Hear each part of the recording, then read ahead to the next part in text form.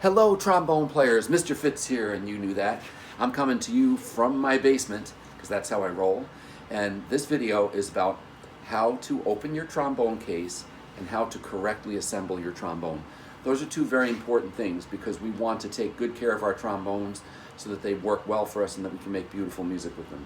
Okay, so to start out with, you come into school with your case like this. You walk into your classroom where you're going to have your lesson, and then you put your trombone down on the floor, okay? Now, in order to open the case, you don't want to open it in this position because it'll flop over, things might fall out. So what you want to do is you want to figure out where the bottom of the case is and where the top is, because you don't want to open it upside down. Now, if you look at this case here, and this is true of most cases, there's a handle on it. Wherever the handle is, that's usually the bottom of the case. Also, some of you may have a name on the top of your case, the brand of the trombone.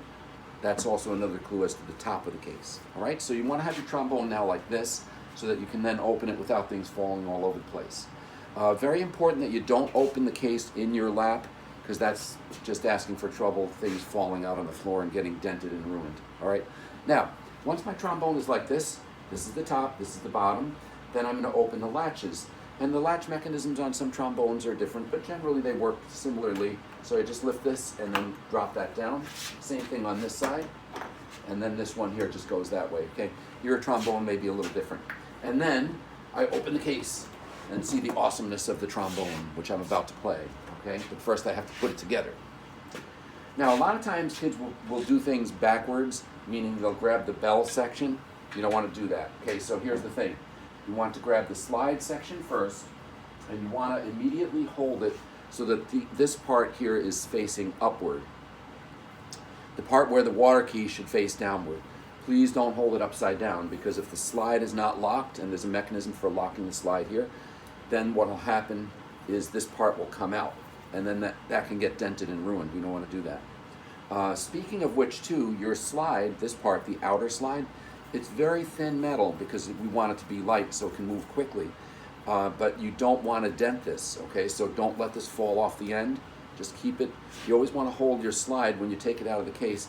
Hold it by the brace that you use to play the trombone. This is called the brace, okay? And my fingers go like this to hold it. Okay, so now we've got our slide like this. This part is facing towards the ceiling. Notice that one section is longer. That's the part that the bell is going to go into. So what I do is I hold my slide on the floor like this with my right hand. Then with my left hand, I take my bell section and I put it into that part that's sticking up higher. All right. Now what I do is I have a little screw thing here and I just tighten this down. Yours may go up. It just depends on the trombone. Mine goes down. Most of them go down, but it really doesn't matter. And there we have the trombone assembled. Now there is one more part, as you know, the mouthpiece. So with our mouthpiece, we just put it into the trombone and give it a little turn and a push. That's all you need to do, and it'll stay put. If you give it a little turn and a pull, you'll be able to pull it out. Okay, so always use a turning motion to put it in and a turning motion to take it out. You don't want to just kind of try to muscle it out.